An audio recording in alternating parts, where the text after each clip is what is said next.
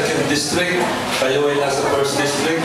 Pero gusto ko ipaalam sa inyo na marami po tayong ginagawa na merong epekto, merong pakinabang.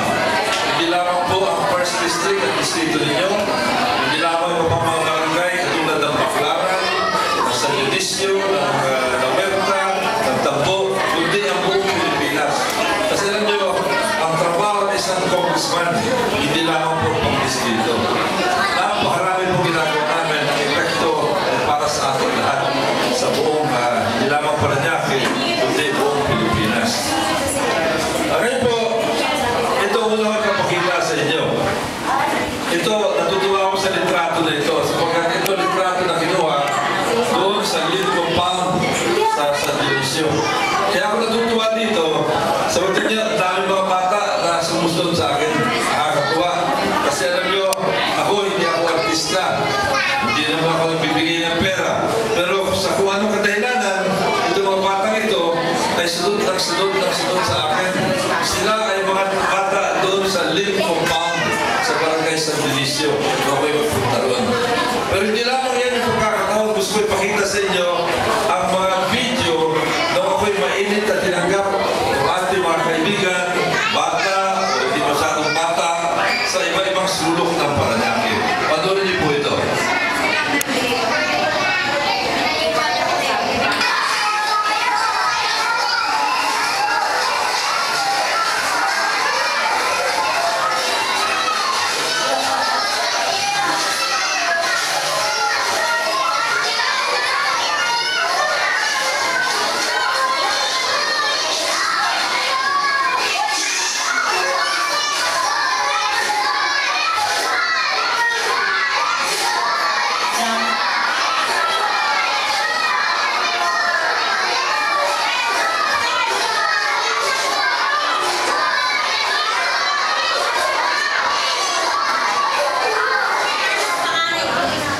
Sayang po, hindi ko siya maparegister.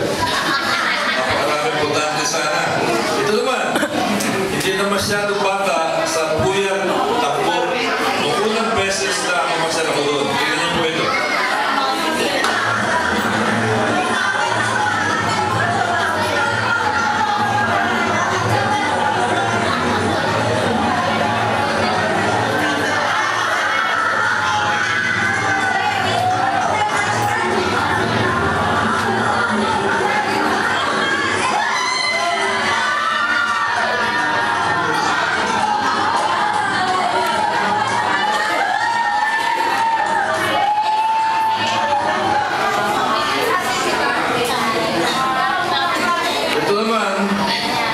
Sa amin din, sa 2nd District ng Parañaque, maraming bata rin ito.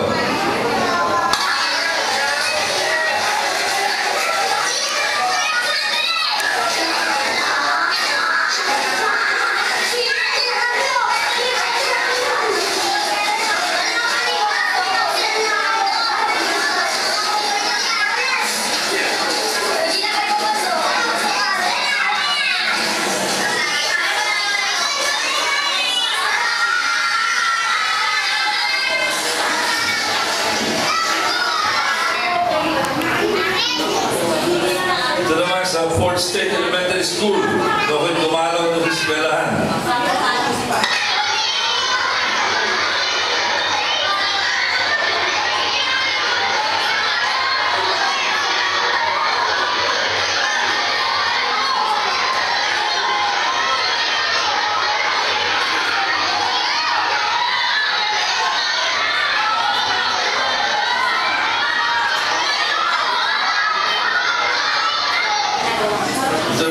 High school ho ito, doon sa amin sa Dr. Ricardo Santos National High School.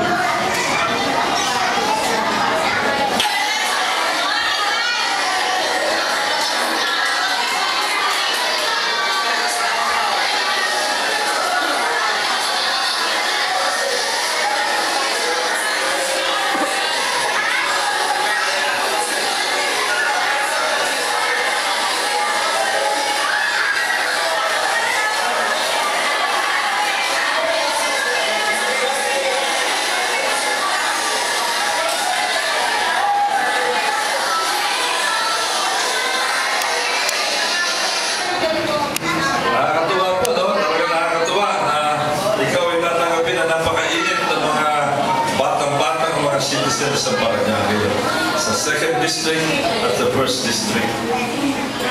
Ito naman, litrato na isang bata, pero hindi ito taga-Paranaque noon. Itong batang ito, galing sa, ito kinuha sa isang mahirap at maliit na probinsya. Romblon. Yan po, si Roylo, nung bata pa.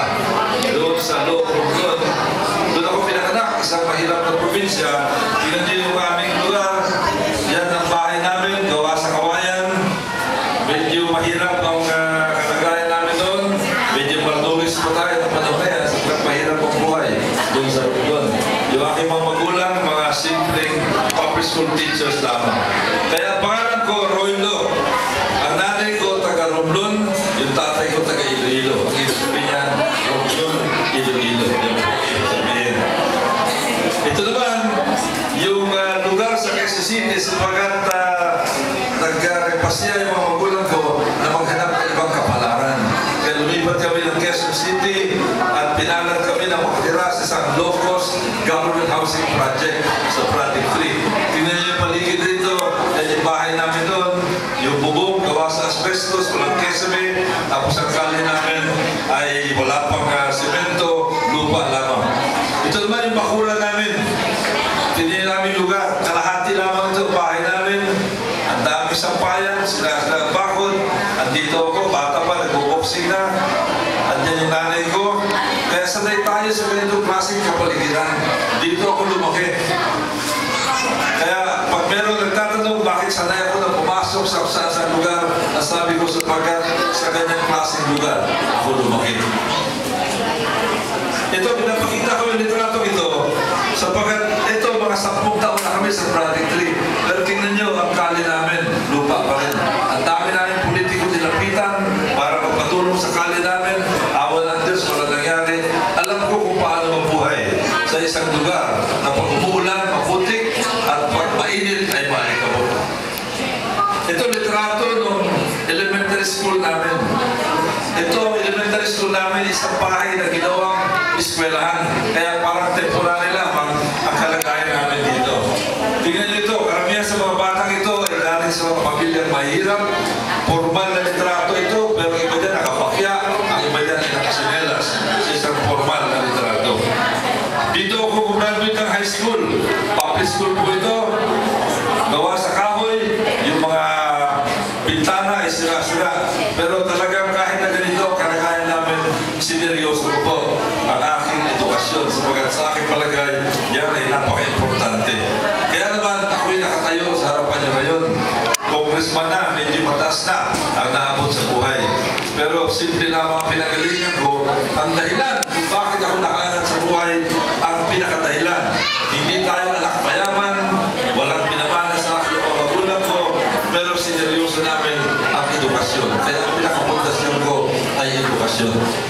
Kaya naman, pag-graduate ko ng high school, ang talagang pinili ko na puntahan, yung eskwelahan na noon at ngayon ay tinuturing na pinakamahusay sa Pilipinas. Yan ang UP. At doon kumuha ako ng AP Political Science at pinalad na maging miyembro ng UP Debating Team. Kaya noon pa man, ako ay nakikipag-debate na, kaya nagagamit ko yan sa aking trabaho sa Kamara ng Representantes. Pero hindi ako graduate ng UP. Sapagkat noon pa, pangarap ko na makapasok sa military. Pero hindi agad ako makakuha ng entrance exam sa Philippine Military Academy. Kasi siyempre kailangan tama ang edad mo.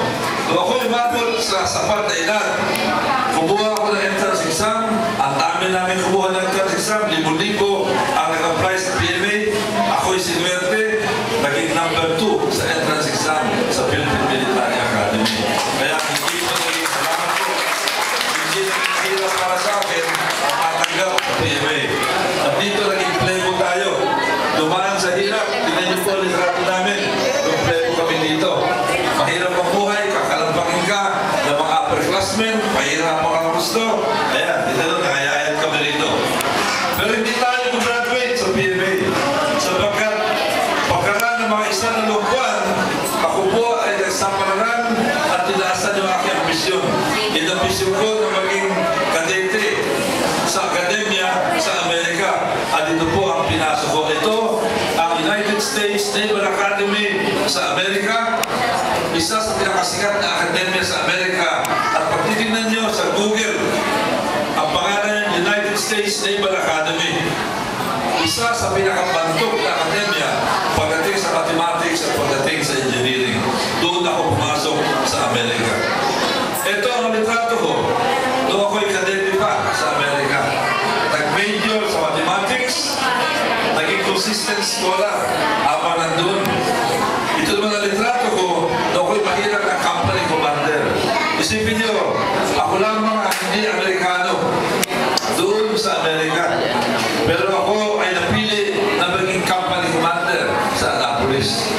Ito mga, nandito po ako, ang mga assistant ko, pareho mga Amerikano. Dito ako nag-aral. Ito po ang aming dormitorio. Tignan niyo yung lobby. Para ka na sa loob ng palasyo. Pero kayo nakita sa Pilipinas, na ganitong klaseng lugar. Wala ako yata dito, mas maganda pa ito sa Malacanang. Ito ang view galing sa taas ng aming dormitorio. Ito naman yung aming mathematics building. Pinapakita ko ito para makita nyo kung gaano kahusay ang mga gamit doon sa eskwelahan na pinasukan ko.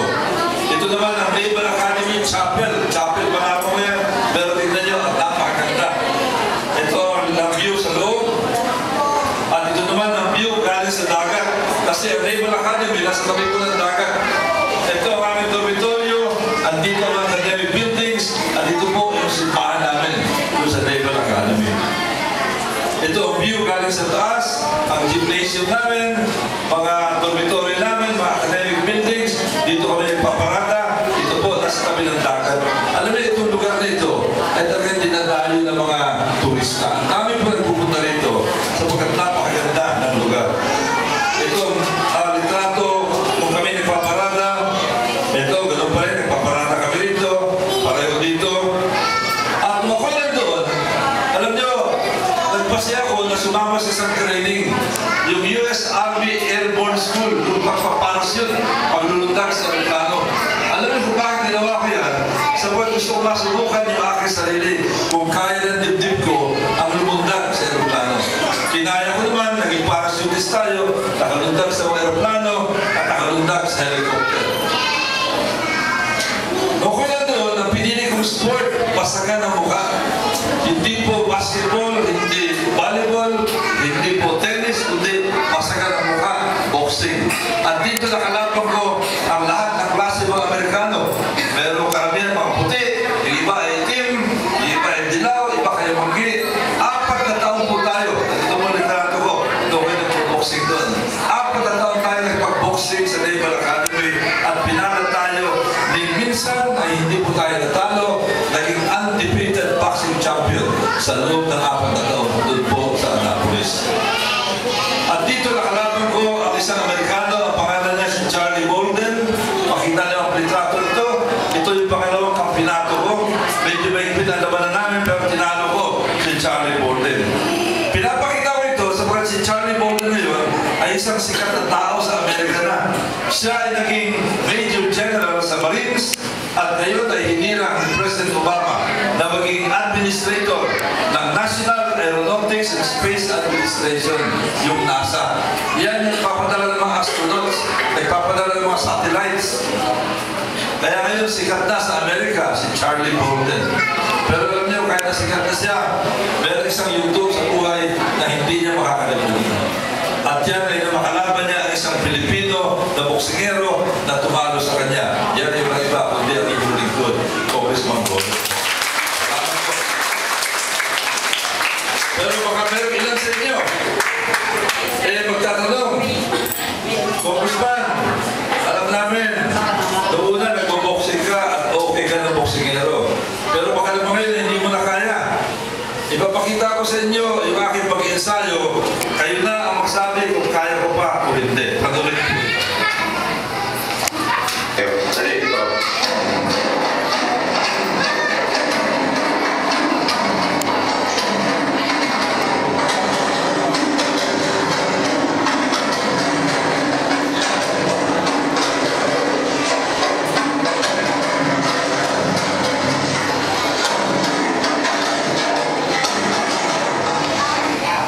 Ayan po, ano sa tingin nyo? Kaya pa ba?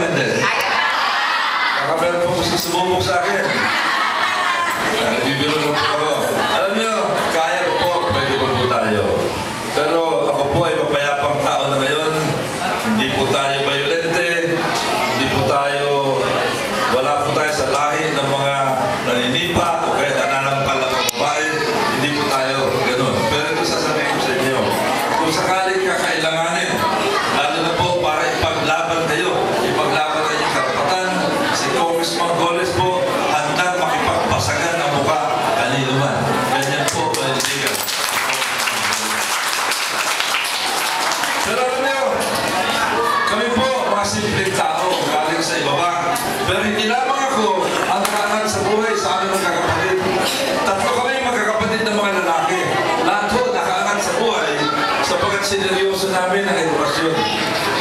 Ang pinakabata namin, si Elias Goles, pumasok din sa PMA, gumraduate noon, class of 1979.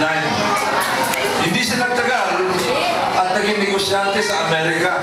Pero ngayon, ang kanyang mga kaklase, ang isa, chief of staff na. Yung isa, commanding general ng Philippine Army. Yung isa ngayon, hepe ng Philippine Coast Guard. Yung isa, director ng Bureau of Corrections doon po sa Muntinlupa. Kaya ito, kapatid ko, napakaganda ang kanyang mga koneksyon dito sa Pilipinas. Pero ang talagang sumikat sa amin ay yung kapatid ko isa. Ang kanyang pangalan, Ferdinand Goles. Gumraduate rin ng PMA, class of 1973 sa Philippine Military Academy. Naabot ang pinakamataas sa ranggo sa Philippine Navy. Naging Vice Admiral at Flag Officer in Command. Yan po si Ferdinand Goles. Kaya makikita nyo, kami po magkakapatid, mga seryoso mga tao po, at talagang nayakan ang aming sarili, naging mga responsableng miyembro ng aming pamilya. Noong ako'y magtapos, galing sa Amerika, pinagpatuloy ko ang aking pag-aaral. Nag-aaral ulit, kumuha ng Master in Business Administration o MBA sa UP, at doon pinalatayan ng gumraduate, valedictorian po ang inyong lingkod ng gumraduate sa UP. Mahira akong Postmaster General. At dito, una-una kilala ng maraming tao noong ako umawak ng post office. Ito ang post office. Isa sa pinakamalaki na ahensya ng ating pamahalaan. At dito, na-training tayo sa management, sa pagiging executive, sa pagiging administrador. Sabagat alam nyo, ang post office, isa sa pinakamalaking ahensya ng ating pamahalaan, 20,000 ang mga tao. Ang ating city hall, ang mga tao, mga 4,000 lamang. Ang post office, mga 20,000. Napakalaking opisina. 2,000 ang branches sa buong Pilipinas, daan-daan ang mga sasakyan, at napakalaki pong responsibilidad. Kaya naman, nagustuhan siguro ng mga tao aking paglilingkod sa pagkatako ay napigyan ng award. 10 Outstanding Young Men Award o DOYM. Doon po ako'y nasa post office. At ang isa sa mga naging karanasan ko, hindi lamang po sa pamamahala, kundi sa disaster management. Ako'y naging governor ng Red Cross sa loob ng 20 years. 20 taon nagsilbi bilang governor ng Red Cross. At dito namuno tayo ng mga teams pag meron ng kalamidad. Ang isa dyan ay naging team leader ako.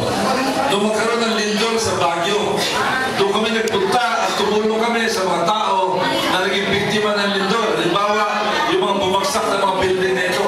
Tumulong kami sa paghanap sa mga na-trap sa loob ng building, pagkuha sa mga bangkay. Pero ang isang karanasan na hindi ko makakalimutan bilang Red Cross Governor ay nung ako ang mamuno ng team, nung magkaroon ng December 1989 coup attempt, yan yung magbakbakan yung mga sundalong rebelde at mga sundalo ng gobyerno. Nagsimula dito sa may Coastal Road, pumunta sa Camp Aguinaldo. Pagkatapos, tumuloy-tuloy sila doon sa Makati at doon nagbakbakan, nagbombahan, nagbarilan ang mga sundalo ng gobyerno at mga rebelde. Anong ginawa namin doon? Pinasok namin yung mga lugar habang nagkakaroon ng bakbakan para tulungan yung mga sundalong nasugatan at kunin yung mga bangkay ng mga sundalong nasawi.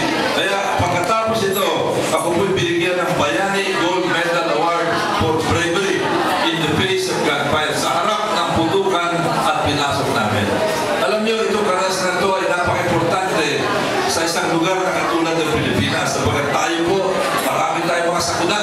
Merong lindol, merong bagyo, mayroong sunog, at marami pang mga kalamidad na importante yung tinatawag na disaster management. Kaya naman, pagdating sa mga disaster, ito po ang aking karanasan. Naging mabilis ang aming pag-responde. Halimbawa, nagkaroon ng malaking sunog doon sa Gumbulsa sa Barangay Santo Niño. Andun ako, umaapoy pa, nandun ako, naglagay kami ng mga temporary barracks, nagpakain, nag-distribute ng relief goods, at sumama sa kanila araw-gabi sa loob ng isang linggo sa mga biktima ng sunog. Nagkaroon ng sunog sa Lorenzana, Barangay San Dionisio, ganun din ang aming ginawa. Relief goods, temporary barracks, pagtulong sa mga nasunugan, pagpapakain sa mga nasunugan. Ganun din sa Tomas Claudio, ito may sunog.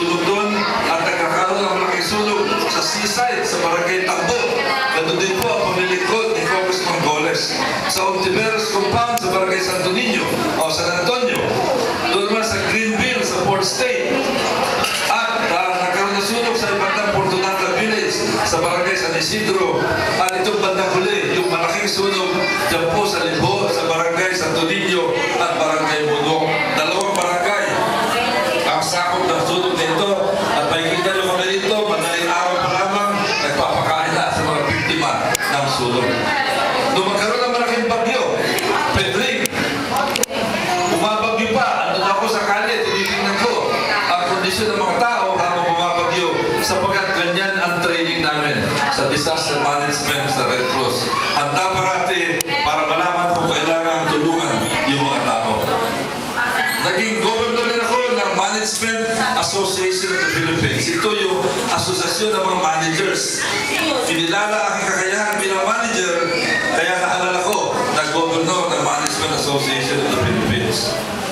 Matapos ang aking termino bilang congressman, alam niyo, ako'y nagsilbi na congressman ng Lone District ng Parañaque. Siyang na taon ako nagsilbi. At sa pagsisilbi na yan, kasama ang Baclaran. Kasama yung mga barangay ng 1st District ngayon. Pagkatapos ang aking termino, nagsilbi tayo sa cabinet at naging crisis manager sa maraming crisis na dinaanan ng Pilipinas. Kaya tingnan niyo ito. Ito ay nangyari sa Malacanang. Merong krisis.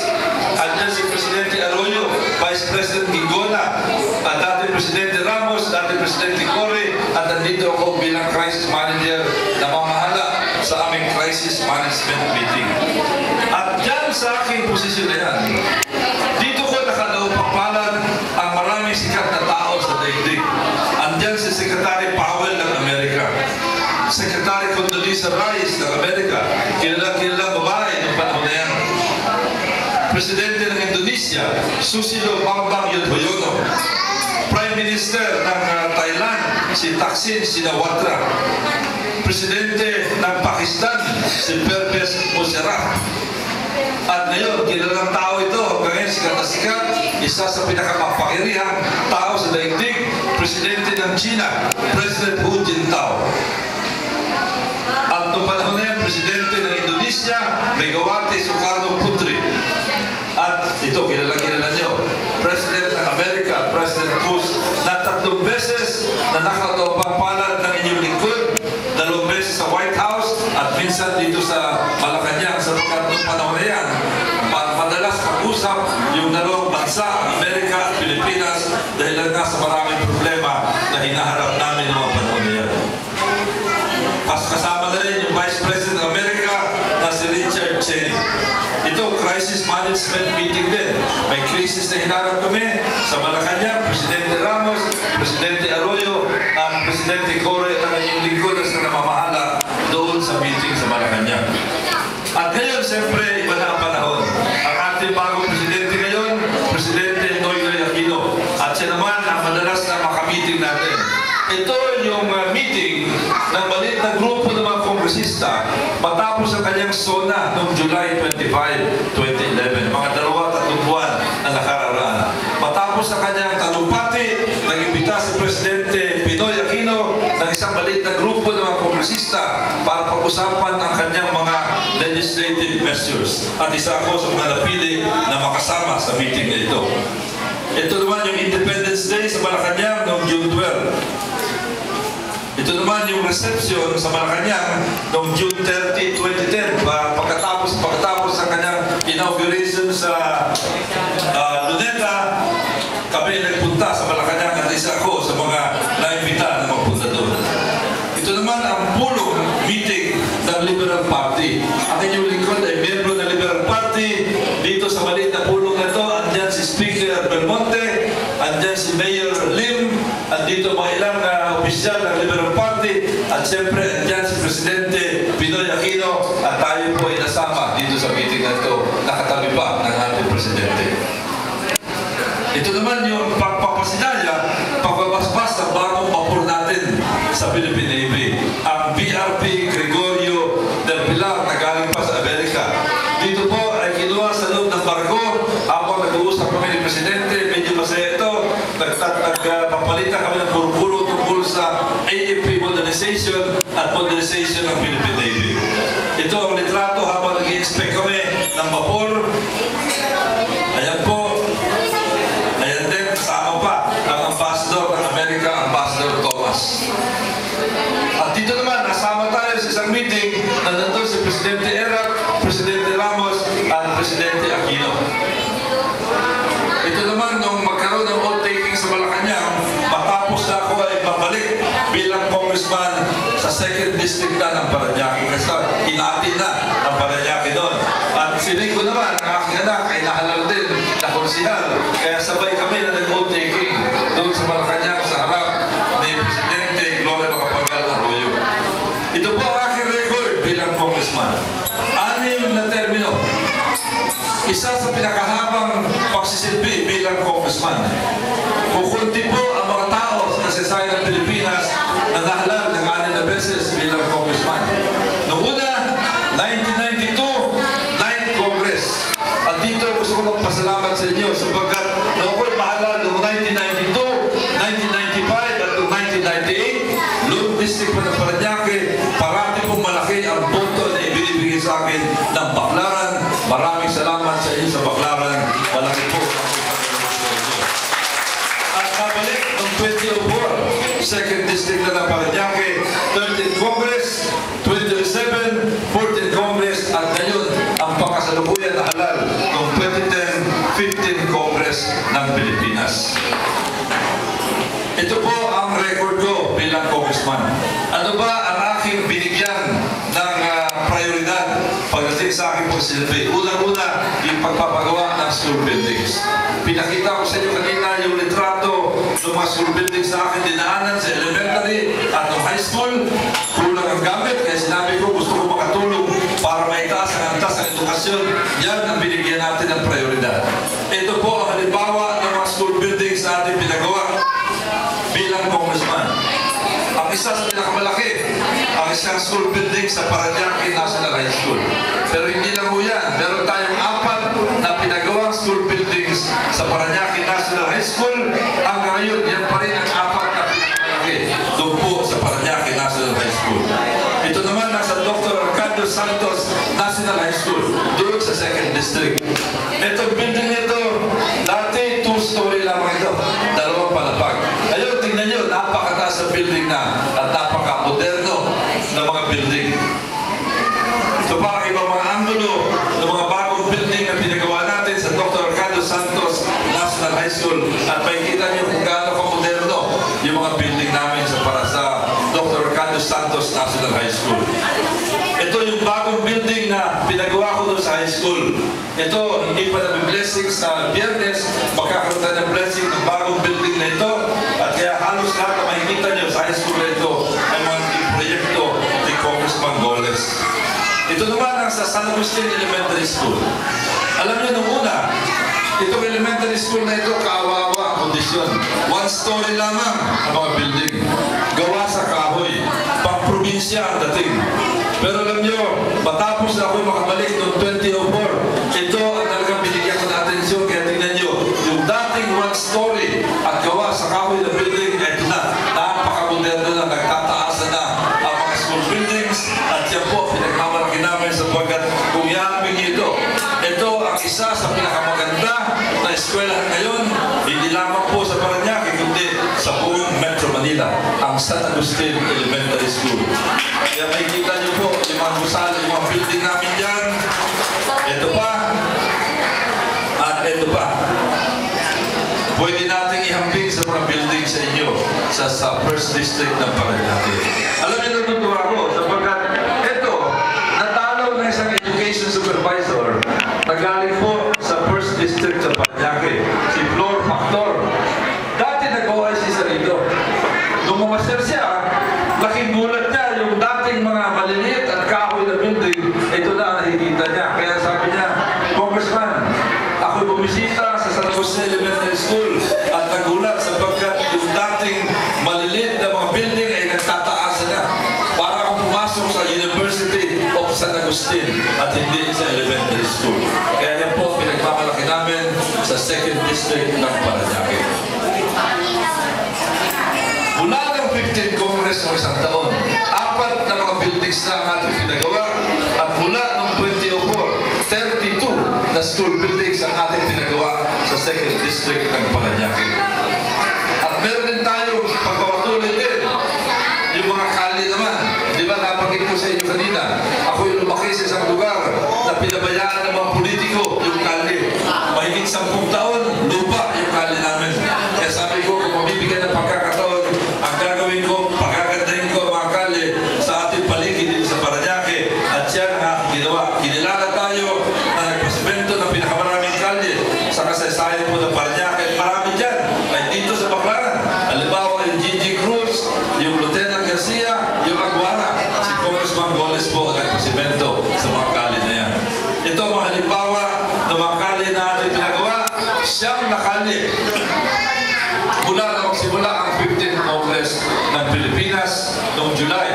At mula noong 2004, 110 na mga kali ang ating pinasimento doon po sa 2nd District ng Parañaque. At ito ang halimbawa ng mga ating mga project sa Sukat, sa Mundo Merville Access Road, iba pang mga kali sa loob ng 2nd District ng Parañaque, France Street, napakahabang kali sa Barangay Don Bosco, Lopena Street, sa Port State, Barangay San Antonio, yung Moonwalk Merville Access Road. Ito yung sa Service Road, sa South Superhighway, doon sa West Side.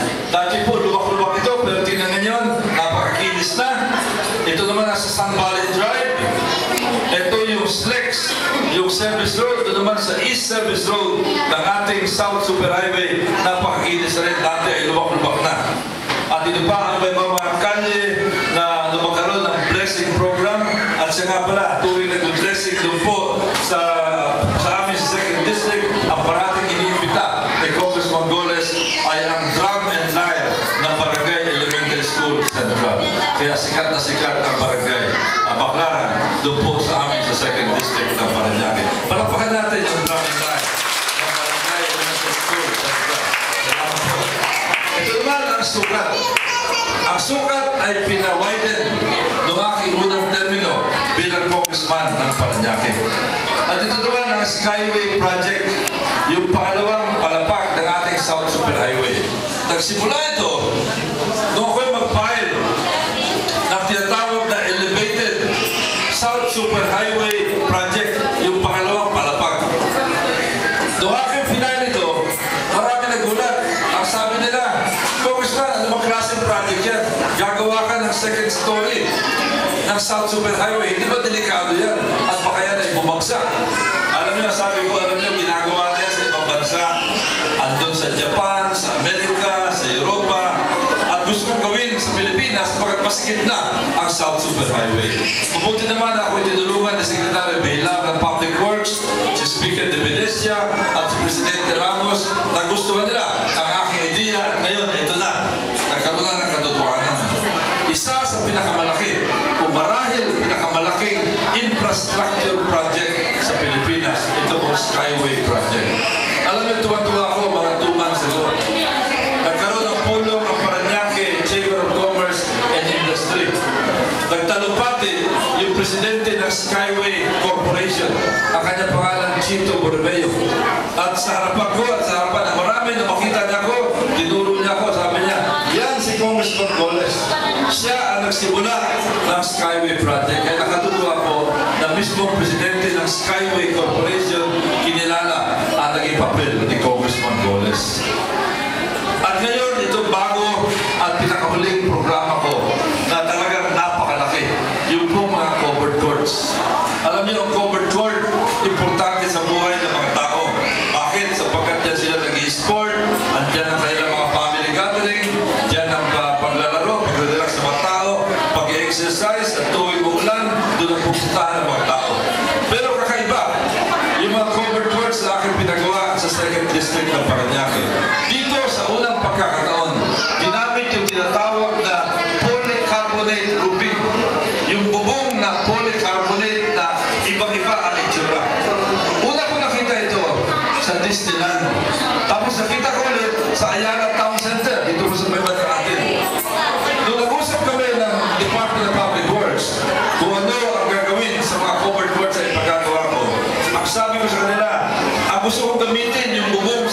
Bulacan, yung bubong sa Ayala Town Center. Tinanong ko sila, ano bang klase yan? Ang sagot nila, yan po, Congressman, ang polycarbonate roofing. Ang sabi ko, yan ang gusto kong gamitin. Pero ang sagot sa akin, pero Congressman, medyo mahal mo yan sapagkat high-tech na bubong yan. Pinakamodernong klase bubong. Ang sagot ko sa kanila, ayoko yan ang gusto kong gamitin at ayoko tipirin ang aking mga kababayan sa 2nd District ng Parañaque. At yan nga ang aking ginamit. Tingnan niyo po kung paano ginagamit ng polycarbonate roofing sa ibang bansa, ng mga modernong bansa. Sa Europa, ito, polycarbonate ang bubong dito. Ang ano ba, polycarbonate, medyo see-through. Either see-through o kaya tinted ng konti. Ito naman nasa Middle East. Tingnan nyo sa Middle East. Ito naman nasa China. Alam natin ang China ay isang modernong bansa. Tingnan nyo yung mga bubong na ginagamit nila. Yan po, polycarbonate ang tawag dyan. Ito naman nasa India. Meron swimming pool. Ang bubong ay hindi ordinaryo. Gawa sa polycarbonate. Ito sa China. Ito yata isang train station. Tingnan niyo yung bubong nila. Gawa sa polycarbonate. Matibay na material po yan. Hindi po katulad ng material ginamit doon sa Baclaran National High School na isang pagdi lamang ay nasira agad. Ito naman nasa Ayala Town Center. Ito ay sa Ayala Town Center din. At ngayon, ito na. Sunod-sunod na pagpapagawa ng mga covered courts na ang tawag ay Coliseum sa 2nd District ng Parañaque. At ngayon, kinilala ko si Congressman Goles na nagpagawa ng pinakamaraming covered courts.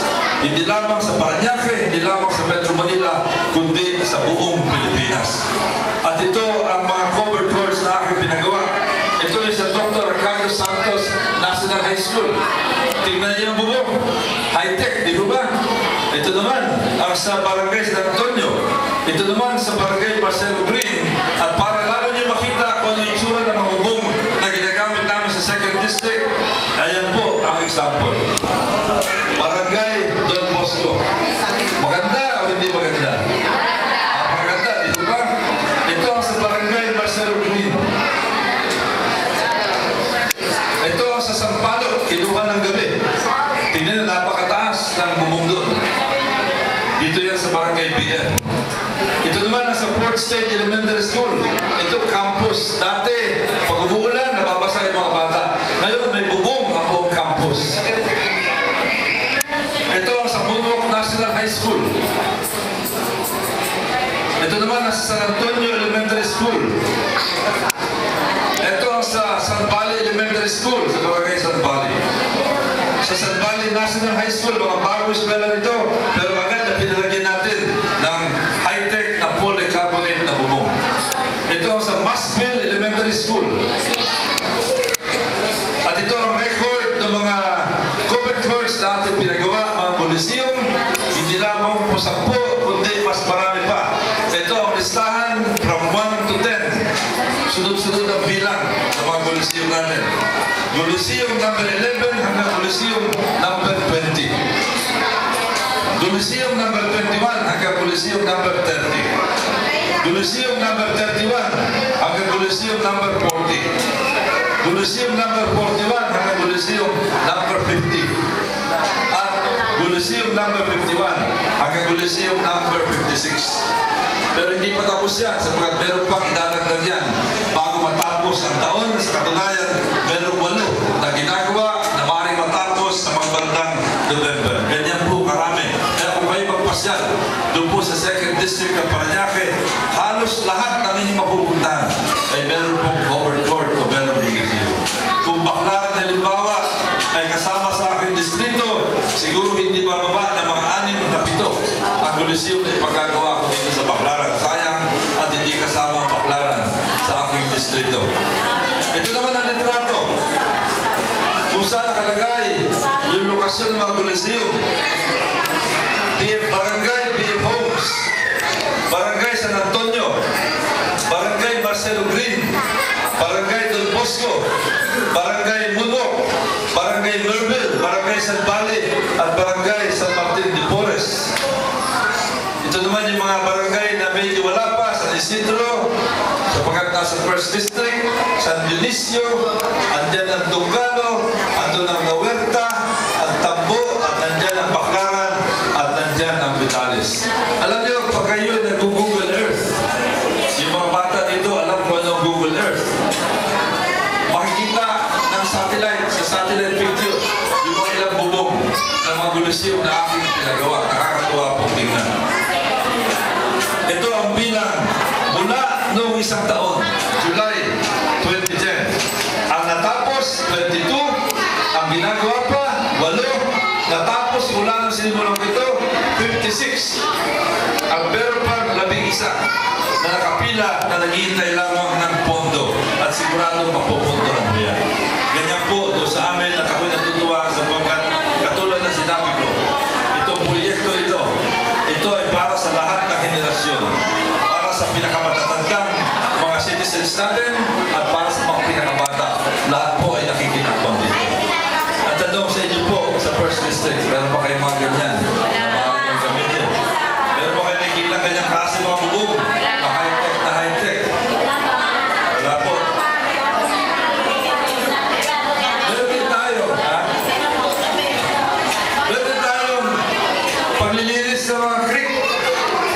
Desilting and riprapping project. Ito, dati barado, pinalinis natin. Ito naman nasa Airport Village sa Barangay Bunwak. Itong ilog na ito, dati pag umulan at bumabagyo, tumataas at bumabaha. Dalawang riprapping project ang ating pinagawa dito. Pinuntahan ito matapos ng malakas na ulan ng Pidring. Ito mismo araw ng Pidring ito. Tingnan nyo ang daloy ng tubig. Napakaganda ang daloy at napakalinis ng creek. Ang bilang na ating riprapping project, paglilinis ng mga creek, siyang mula noong isang taon. At mula nung sinimulan natin ito noong 2004, 31 na mga riprapping projects ang ating pinagawa. Importante sa Parañaque ang ganitong klase mga projects sa marami tayong mga ilog, marami tayong mga creek na yan ang sanhi ng pagbaha. Pag parado yan at pag hindi nalilinis. At hindi lamang pagbaha, kundi siyempre marumi pa at hindi maganda ang simoy ng hangin. Ito lang pinapakita ko sa inyo. Ito ang Entertainment City. Hindi ko ito project, kundi project ni Mayor June Bernabe. Sinimulan na ito noong 2006. Kaya ako pinapakita ito, sabagat ito ang laki ng epekto sa atin. Merong building, di ba nasa harapan ng Baclaran, ginagawa na, nakikita niya, di ba? Pataasan ng pataas. Malaking building ho yan. At kung natapos itong Entertainment City nito, ang laki na maitutulong para sa ating imahe at para sa hanap buhay sa Parañaque. Magiging talaga napakamoderno ng ating lugar. Tingnan niyo po, ito mga halimbawa ng mga plano dito sa Entertainment City. Ang Entertainment City ay hindi po sinimulan itong taon ito.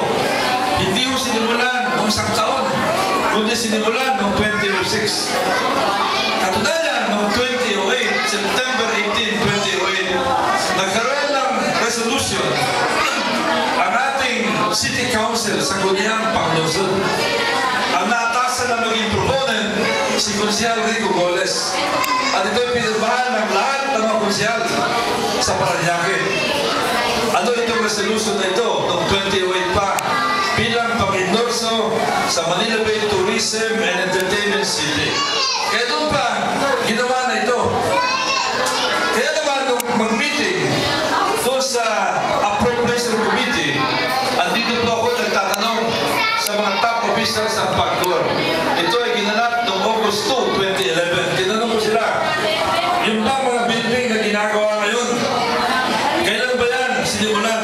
Ang sabi nila, lahat ng kontrata sa mga buildings na ginagawa ngayon ay pinirmahan at inaprubahan noong 2008. Hindi noong isang taon, hindi ngayon, kundi noong 2008 pa.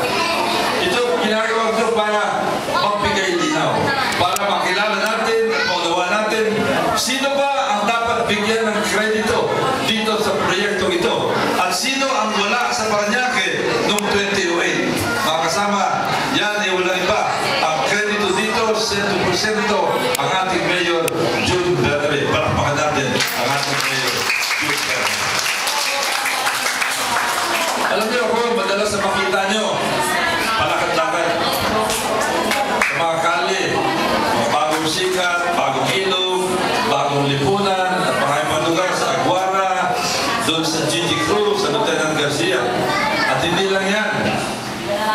San Dionisio, sa La Huerta, sa Tambo, madalas tayo nakikita, nag-iikot. Sa 2nd District, lalo na. Tuloy, marami nagtatanong, Congressman, madalas ka namin makita sa kalye. Baka naman ikaw ay naglalakwatsa na, hindi pumapasok sa Kamara. Siyempre, trabaho natin, magtrabaho sa Kamara ng Representante sa Kongreso. Hindi po, sapagkat ang tawag yan time management, marunong ako mamahala sa aking oras, pwede ako dito, at pwede rin doon sa Kamara ng Representantes, parang dalawa ang aking katawa. Pinagmamalaki ko i-report sa inyo na mula pa noong 1992, pag-anin na termino na, si Congressman Goles po, ni minsan hindi nag-absent sa sesyon sa Kamara ng Representantes. 100% perfect po ang record na iyon po. Hindi po katulad ng iba. Bago pa lamang Congressman, unang termino pa lamang, meron ng absent. Kaya pag merong haharap sa inyo na Congressman, ang isa sa mga unang itanong nyo, Congressman, nag-absent ka na ba sa sesyon sa Kamara ng Representantes? Si Goles po, walang absent mula pa noong 1992. At pero siyempre, baka naman sabihin nyo, present ka, baka nagbubutas ka lang ng silya. Ay hindi po, ito ang aking mga litrato. Ako na doon sa sesyon, pabisa-bisa nakaupo at nakikinig. Ito naman, nakatayo. Ito nakatayo, nakikipag-debate. Nagtatanong sa mga kapwa kongresista pagdating sa mga mahalagang issue doon. Ano naman ang mga batas na akin ay pasa? Alam nyo kasi, ang isang congressman ang trabaho, ang tawag mambabatas. Pag sinabing mambabatas, gumagawa ng batas, di ba? Kaya pag meron humarap sa inyo na congressman, itanong nyo, kumusta naman yung mga batas na inyong ipinapasa? Si Congressman Goles, ito ang record ng mga batas na akin na ipasa. Mga importante mga batas, Climate Change Act of 2009. Alam niyo, climate change, napaka-importante para sa buhay natin. Di ba yan, nababasa niyo sa dyaryo. Minsan lumalabas sa TV yan. Malaking banta sa ating daigdig. Ang sabi nga nila, pag hindi mapigilan ng climate change, umiinit sa paligid. Yung dagat, baka tumaas. At maraming mga lugar sa tabi ng dagat ay baka lumubog. Pag uminit na uminit, dadami yung tropical diseases, yung mga insekto, at baka bumagsak yung ating food production at baka magkaroon ng gutom sa maraming lugar sa daigdig. Kaya malaking problema ito. Kaya naman yan ang layunin ng Climate Change Act of 2009, ang mayakda ang inyong lingkod, Congressman Goles po. Kaya nung ito'y pinirmahan, napakalaking balita. Tingnan nyo, pinagmamalaki pa ni Presidente Gloria Macapagal-Arroyo, at ito ay talagang binantayan ng buong daigdig kasama ang United Nations. Ang isa pa, International Humanitarian Law, Republic Act No. 9851, para sa pangangalaga ng ating karapatang pantao. Ang reforma ng Philippine National Police, Republic Act 8551. Ang pagpapalakas ng Philippine Coast Guard para sa mga kababayan natin na madalas maglakbay sa dagat. Ito naman ang pagiging syudad ng Parañaque. Dati tayo ay municipality lamang. Pero naging city, naging syudad sa visa ng Republic Act 8507 ang mayakda ng inyong lingkod, Congressman Goles po. Expanded Senior Citizens Law. Ito para sa senior citizens. Alam niyo nung una, nagkaroon ng Senior Citizens Law. Nagbigay ng 20% discount. Pumasok yung VAT ng BIR. Yung 20%, binawasan ng 12%, naging 8% na lamang. Nagreklamo yung mga nanay, yung mga tatay natin, yung mga lolo natin, sa mga nabawasan yung kanilang discount pag kumakain sa ganitong mga Jollibee, pag bumibili sa butika. Kaya kami, kasama ang ilang mga kongresista, kasama po ang inyong lingkod, nagtulog-tulog para ipasa yung bagong batas sa senior citizen. Yan yung Republic Act 1994, Expanded Senior Citizens Law, at ibinalik yung 20% discount. Kaya ngayon, nakikinabang po ulit ang mga senior citizen, yung inyong mga nanay, yung inyong mga lola, dito sa Senior Citizens Law nito. Kaya pag ang mga senior citizen ay magpasyal sa mga lugar na katulad dito, Jollibee, doon sa Macdo, sa may kanto, o kaya sa Chowking, o kaya sa iba mga lugar, ang discount na binibigay sa kanila ay 20%. Pero ito po masasabi ko sa inyo. Kung sakali na sila ay magpunta sa Jollibee, sa McDo, sa Chowking, at iba pa mga fast food at nakasabay nila si Congressman Goles, hindi lamang po 20% discount ang ibibigay sa kanila, kundi 100% discount. Sagot ko na sila na. Education, nandiyan ka. Sinabi ko sa inyo, edukasyon, mahalaga sa akin. Ako'y nakakal sa buhay sapagkat talaga sineryoso ko ang edukasyon. Yan ang naging susi sa aking masasabing tagumpay. Paano ginawa ito? Sa pagtulong sa Parañaque, yung nationalization. Ang pag-nationalize ng mga high school. Dati na una, Parañaque Municipal High School ang tawag.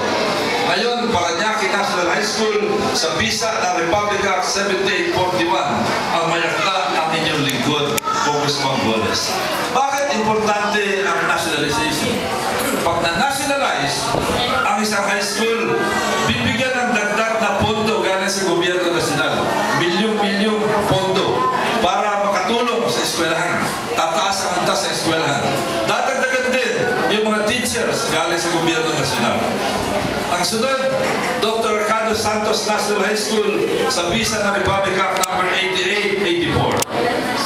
At itong bandang huli, bagong mga high school lamang ito, San Valley High School at Mundok High School.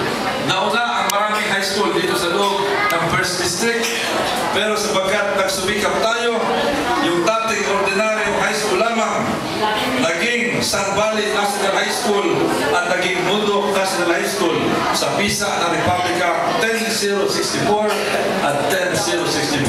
Ang mayakda ang inyong lingkod, Congressman Goles po. Ano pa ibang mga panukalang batas natin?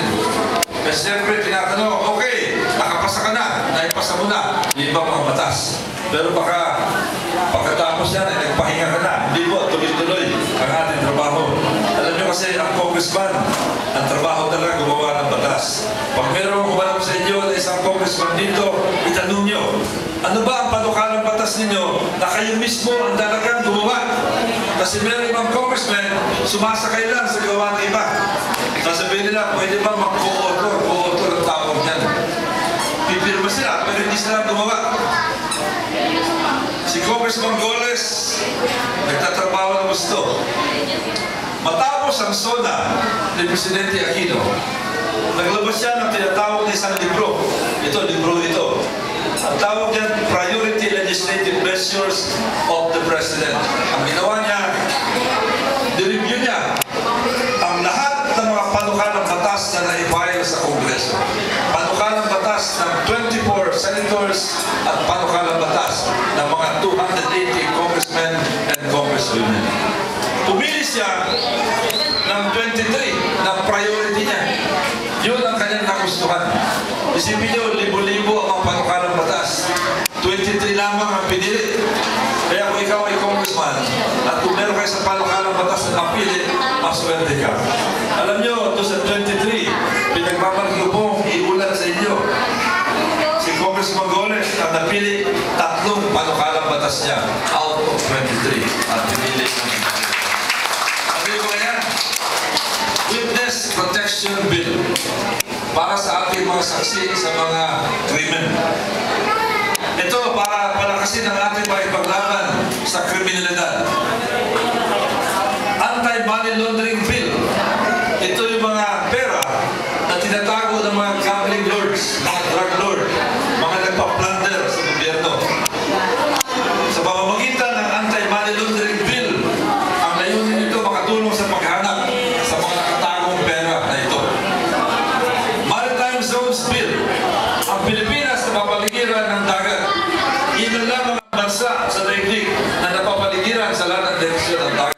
Ang Pilipinas ay isa dyan. Andiyan ang tinatawag ng territorial sea, yung tinatawag ng contiguous zone, yung exclusive economic zone, at yung continental shelf. Mahalaga para sa ating seguridad, mahalaga para sa ating soberenya, at mahalaga para sa ating kayamanan, natural resources. Meron pong isang bansa sa tabi natin, sa malapit sa atin, kung gustong kamkamin yung ating teritoryo. Kaya ang sagot natin dyan, Maritime Zones Bill. At kaya mabuti na lang at ito ay pinili ng Presidente. Pero pa iba, Department of Information and Communications Technology, anong status nito mga panukalang batas na ito? Kasi siyempre, madaling mag-file ang panukalang batas. Pero mahirap na ito ay mapa-approve. Kasi para mapa-approve ito, kailangan magpag-debate ka. Kailangan makipagtalakayan ka, i-depensa mo ang iyong panukalang batas sapagkat marami sa iyong mga kasama ang magtatanong kung pwede o hindi ang iyong panukalang batas. Baka isang congressman ay miyembro ng Committee de Silencio. Mahirapan siya sa mga hindi siya nagsasalita. Alam niyo, meron mga congressmen, ganyan. Magugulat kayo, hindi po nagsasalita. Kaya yan ang pinagtatawanan namin doon sa camera. Sabi namin, yan, tingnan niyo si congressman. Yan, Committee de Silencio, hindi nagsasalita. Ang tagal na rito, pero walang kaibig-ibig, ayaw magsalita. Kaya pag ganyan, mahirapan talaga sa pagpasa ng mga panukalang batas. Ito po ang status ng ating panukalang batas. Creation ng Department of Information and Communications Technology Bill approved on second reading noong October 11. Dumaan niya sa butas ng karayom. Maritime Zones Bill approved on second reading October 12, 2011. Dumaan din sa butas ng karayom, katakot-takot ng debate. Anti-Money Laundering Bill, ito talaga dumaan sa butas ng karayom, approved on second reading October 12. Kaya tingnan nyo, manda itong mga batas nito at ako nakadidyak, ito ay magiging batas bago matapos ang taon. Spratlys, isa rin sa aking mga pangunahing advokasya, pinaglalaban sa Kongreso. Ano ba ang Spratlys? Ito po yung mga isla sa Spratlys. Maliliit na mga isla, mga mahigit 100 yan. Ito ang ating exclusive economic zone ng Pilipinas, itong blue line na ito. At mapapansin nyo, marami, halos lahat ng mga isla sa Spratlys ay nasa loob ng ating exclusive economic zone. At dito ang Pilipinas. Ito ang China. Malayo o malapit? Malayo. Anong ginawa ng China? Nag-drawing sila ng isang red line dito. At sinabi nila, ito, teritoryo ng China. Simbiyan, napakalayo. Sasabihin nila, kanilang teritoryo, kinakangkap nila. At ang linyang ginawa nila ay nakapasok sa loob ng ating exclusive economic zone. Biro mo, ang ginagawa lang, pakihimasok. Kaya dito, kailangan pagtanggol ito sapagkat nakataya dito ang ating soberenya, ang ating seguridad, ang ating kayamanan dito sapagkat alam na maraming langis dito. Pero isda na napakalaga